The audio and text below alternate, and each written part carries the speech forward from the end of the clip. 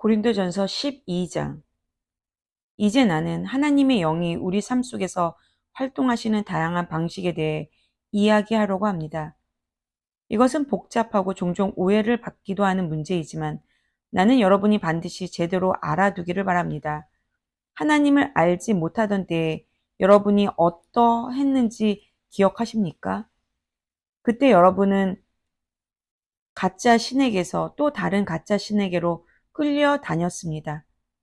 자신이 무엇을 하는지도 모른 채 다른 사람이 하는 대로 그저 따랐을 뿐입니다. 이제부터 내가 말씀드리는 삶은 다릅니다. 하나님께서는 우리가 우리의 지성을 사용해서 할 수 있는 한 제대로 이해하려고 애쓰기를 바라십니다. 예컨대 여러분이 조금만 생각해 보면 하나님의 영이 누군가로 하여금 예수는 저주를 받아라 하고 말하게 하지 않는다는 것을 충분히 알 수 있습니다. 또한 성령이 주시는 통찰력 없이는 아무도 예수는 주님이십니다 하고 말할 수 없습니다. 하나님의 다양한 선물은 어디서나 받을 수 있지만 그 선물은 모두 하나님의 영에서 비록됩니다. 하나님이 맡겨주신 다양한 사역도 어디서나 수행할 수 있지만 그 사역 역시 하나님의 영에서 비롯됩니다. 하나님의 다양한 능력도 어디서나 펼쳐지지만 그 모든 배후에 계신 분은 하나님이십니다. 누구나 할 일을 얻어 하나님이 어떤 분이신지 알릴 수 있습니다. 누구나 그 일에 참여할 수 있고 누구나 유익을 얻을 수 있습니다. 성령께서는 온갖 선물을 온갖 부류의 사람들에게 나눠주십니다. 그 다양성이 놀랍습니다. 지혜로운 권면, 명료한 이해력, 단순한 신뢰, 병자를 고치는 능력, 기적, 선포, 영을 분별하는 능력, 방언 통역. 이 모든 선물의 근원은 같습니다. 한 분이신 하나님의 영이 하나씩 나눠주시는 것들입니다. 누가 언제 무엇을 받게 될지는 그분께서 정하십니다. 다른 데서 더 찾을 것도 없이 여러분 자신의 몸을 보면 이런 성령의 선물들이 어떻게 역사하시는지 쉽게 알 수 있을 것입니다. 여러분의 몸은 여러 지체, 팔과 다리, 여러 기관, 수많은 세포로 이루어져 있습니다. 일일이 열거할 수 없을 만큼 많은 지체가 있지만 여러분의 몸은 여러분의 여전히 하나입니다. 그리스도께서도 그러하십니다. 한 분이신 그리스도의 영으로 말미암아 우리 모두는 불완전하고 조각난 우리 삶의 작별을 구했습니다. 저마다 독립적으로 자기 삶을 책임지던 우리가 이제는 그리스도께서 모든 일에 최종 결정권을 쥐고 계신 크고 온전한 삶에 참여하게 되었습니다. 이것은 우리가 세례받을 때 말과 행위로 선언한 내용입니다. 이제 우리 각 사람은 부활하신 그분 몸의 지체가 되어 하나의 같은 셈, 그분의 영을 마시고 새 힘을 얻어 살아갑니다. 전에 우리가 신원을 확인하기 위해 사용하던 낡은 꼬리표들, 유대인이나 그리스 사람, 종이나 자유인 같은 꼬리표들이 더 이상 쓸모없게 되었습니다. 우리에게는 보다 크고 보다 포괄적인 것이 필요합니다. 이 모든 것이 여러분을 하찮은 존재가 아니라 얼마나 중요한 존재로 만드는지 생각해 보시기 바랍니다. 한 지체가 부풀어 올라 거대한 덩어리가 된다고 해서 몸이 되는 것은 아닙니다. 그러면서도 비슷한 지체들이 가지런히 정돈되어 함께 기능하는 것이 몸입니다. 발이 나는 반지로 치장한 손처럼 아름답지 못하니 이 몸에 속하지 않는 것 같아 하고 말한다면 그것이 말이 되겠습니까? 귀가 나는 맑고 그윽한 눈처럼 아름답지 않으니 머리에 한 자리를 차지할 자격이 없어 하고 말한다면 여러분은 그것을 몸에서 떼어 버리겠습니까?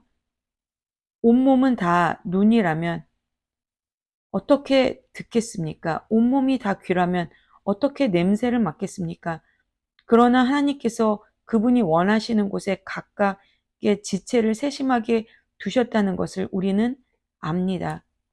그러니 여러분이 아무리 중요한 인물이라고 해도 여러분은 스스로 잘난 체 해서는 안 됩니다. 나는 여러분이 그 이유도 생각해 보았으면 합니다. 여러분이 그처럼 중요한 것은 여러분이 몸의 한 지체이기 때문입니다. 눈만 엄청나게 크거나 손만 거인처럼 크다면 그것은 몸이 아니라 괴물일 것입니다. 우리 몸은 여러 지체로 이루어진 한 몸입니다. 우리 몸의 각 지체는 알맞은 크기로 알맞은 자리에 있습니다. 어떤 지체도 자기 혼자서는 중요하지 않습니다. 눈이 손에게 꺼져버려 나는 네가 필요치 않아 하고 말하거나 머리가 발에게 너는 해고야 내가 할 일은 없어 하고 말하는 것은 상상할 수 있겠습니까?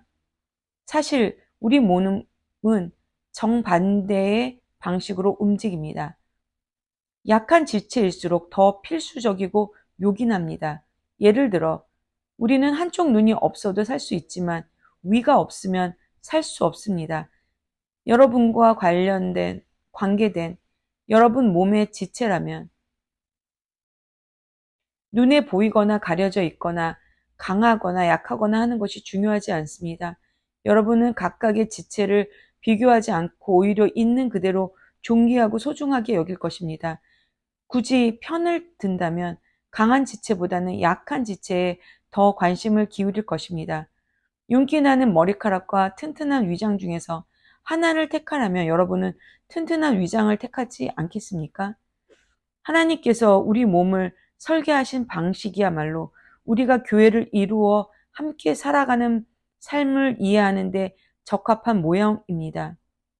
우리가 언급한 지체이든 그렇지 않은 지체이든 눈에 보이는 지체이든 그렇지 않은 지체이든 간에 각각의 지체는 저마다 다른 지체를 의지합니다. 한 지체가 아프면 다른 모든 지체도 그 지체의 아픔과 치료에 동참합니다. 한 지체가 잘 되면 다른 모든 지체도 그 지체의 풍성함을 누립니다. 여러분은 그리스도의 몸입니다. 그것이 여러분의 참 모습입니다. 여러분은 이것을 잊어서는 안 됩니다. 여러분 자신을 그 몸의 지체로 인정할 때에야 비로소 여러분이 지체인 것이 의미가 있습니다.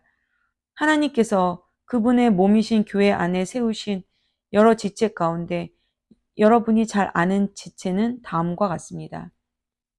사도, 예언자, 교사, 기적을 행하는 사람, 병을 고치는 사람, 도와주는 사람, 조직하는 사람, 방언으로 기도하는 사람. 이제 그리스도의 교회가 온전한 하나님의 몸이라는 것이 분명하지 않습니까?